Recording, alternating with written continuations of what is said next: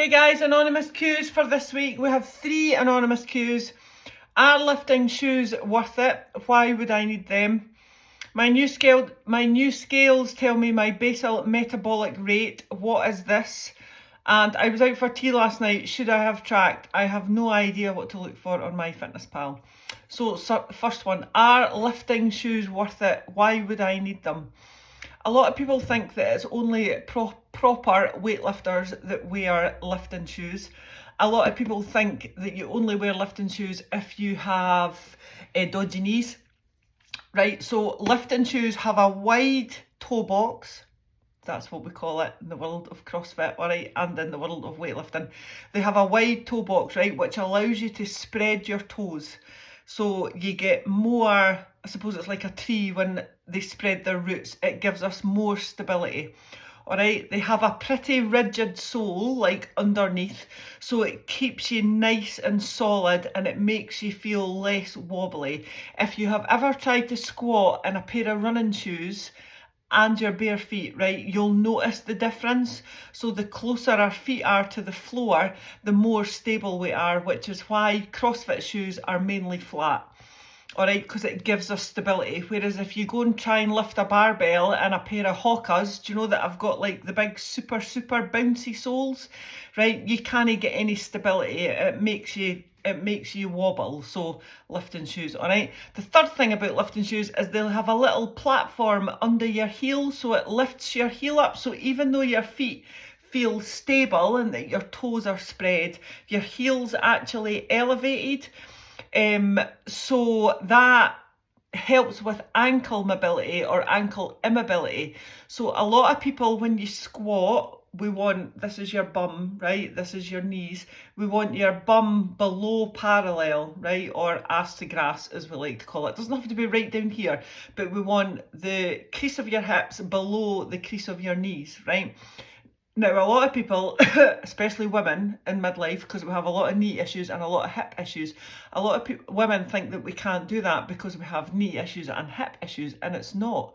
It might be, but it's more than likely ankle mobility. So it's your ability of your ankle to move, kind of thing, and to go right forward so that your knee can go right backwards. So that's why you would wear lifting shoes. If you're ever struggling to get your backside below your knees, try a pair of lifting shoes if you can borrow them. Failing that, if you're in the gym and you don't want to spend the money on lifting shoes, get a little set of 2.5 kilograms or 1.25 kilograms and stick them under your heels. Turn your toes out the way and stick them under your heels, all right? And that'll help you get your bum below parallel. All right, lifting shoes. My new scales tell me my basal metabolic rate. What is this, right? So your basal metabolic rate, BMR, as we know it in the world of health and fitness, is the amount of calories your body needs to function. So no exercise, no activity, no work, no running up and down the stairs to make a cup of tea. So I like to tell you it's the equivalent of lying in your bed all day and the only thing you're doing is flicking the Netflix doofer, all right? So, for example, my basal metabolic rate is about 1,500 calories. So if I lay, in fact, that's bollocks, it's about 1,200 calories. If I lay in bed all day and did nothing to maintain my weight, I would need to eat 1,200 calories, right? This is why I have such an issue with women telling me that they're eating 800 calories, 900 calories, 1,000 calories, right? This is not enough calories for your body to function. So this is for your thought process, your brain, your breathing, you pumping blood around your body, right? Which is quite often why women, when they're on low calorie diets, and I mean low calorie diets, like 800, 900, 1,000, 1,100, 1,200, this is why their sleep is either interrupted or they are constantly cold, right? See, if I'm doing a fat loss phase, right, and I'm down to about 1,400 calories, I'm always cold anyway, right? But it's practically unbearable. And it's because my body uses the calories that I give it to do the stuff that it needs to do to keep me alive, like pumping my blood around my body and breathing, all right? It doesn't class being warm as something that I need to keep me alive. So it puts the calories to the urgent and the important stuff, like pumping blood around your body and breathing. All right, so basal metabolic rate, that is not the amount of calories you should be eating. You should be eating way more than that. What we usually do is we have your basal metabolic rate, we have your TDE, which is the calories that you would burn for your exercise and activity, and then we can multiply them together, right, which gives you your weight maintenance calories, and then we can take a percentage off for a deficit. All right, so eat more than your basal metabolic rate, if you know what that is. And then lastly, I was out for tea last night. Should I have tracked? I have no idea what to look for on MFP. Right, so MyFitnessPal is pretty much, right, as much as fat loss is scientific, right, there's a lot of information on MyFitnessPal that's not 100% accurate, right? There's too much variations. For example, the example that I always give is ready meals. So if you go and buy a ready meal, right, and it says on it that it's 400 calories, by law, it is allowed to be 10% over or 10% under, right? So you could actually be eating 440 calories, even though you're only scanning 400 calories. And you could actually be eating 360 calories, even though it says that you're eating 400 calories, all right? So in those purposes, right, MyFitnessPal isn't 100% accurate, but it's not necessarily about being accurate. It's about keeping momentum and keeping the habit.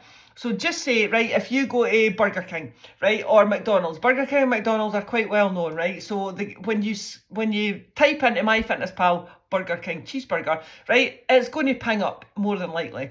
If you go to a little independent restaurant and you have a tomato and pesto and mozzarella pizza, for example, all right, your little independent restaurant is not going to be in MyFitnessPal, but there will be a pizza restaurant in MyFitnessPal that sells a tomato, mozzarella and pesto pizza, right, like Pizza Express or something like that. So quite often your best guesstimate is more than enough, right?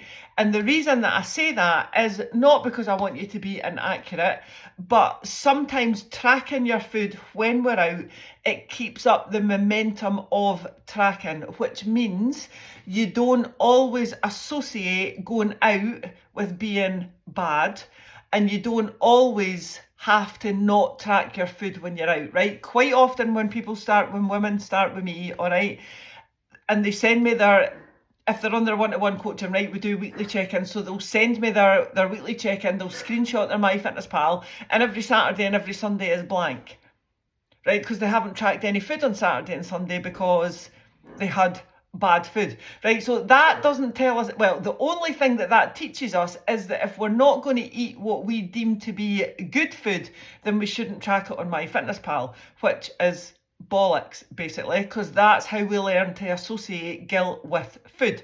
So if you are out for your meal, right, everybody should have time off MyFitnessPal, 100%, all right?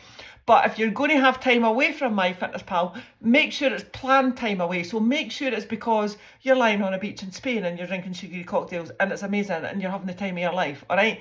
Don't do it just because you went to the chippy last night, or you decided that you were going to have a takeaway, or you decided that you were going to go meet your pals, right? And you had the best time ever, but it's just going to like dull your sparkle to track your food. It's not. It's about the more we do something, the more we get used to doing it, and the more it just becomes the norm, right? And then we take the badness and we take the guilt out of it, all right? If you're out and you buy a sandwich, right, now if you go to Boots and buy a sandwich meal, it's going to be in MyFitnessPal. If you go to Tesco and buy a meal deal, it's going to be in MyFitnessPal. If you go to the amazing deli up the street, right, and you go and get a pastrami and cheese and gherkin sandwich, is that going to be in MyFitnessPal? No, but there's going to be a variation of it on MyFitnessPal, all right? And if you're ever really, really, really unsure, right, and you've got this amazing sourdough with mayonnaise, it's got a wee bit of pesto on it, it's got some roasted vegetables on it, it's got a big heap of pastrami on it, it's got some nice Gruyere cheese, and it's got some pickles like gherkins on it, right? And you've absolutely no idea what the calories are. Just type in pastrami Gruyere or pastrami cheese and pickle sourdough sandwich and see what comes up, right? If there's something that says 200 calories, then it's probably not that. If there's something that says 5,000 calories, it's definitely not that. If there's something in the middle that says 800, 900 calories, do you know, it could be that. Pop that in. It gives us some data, all right?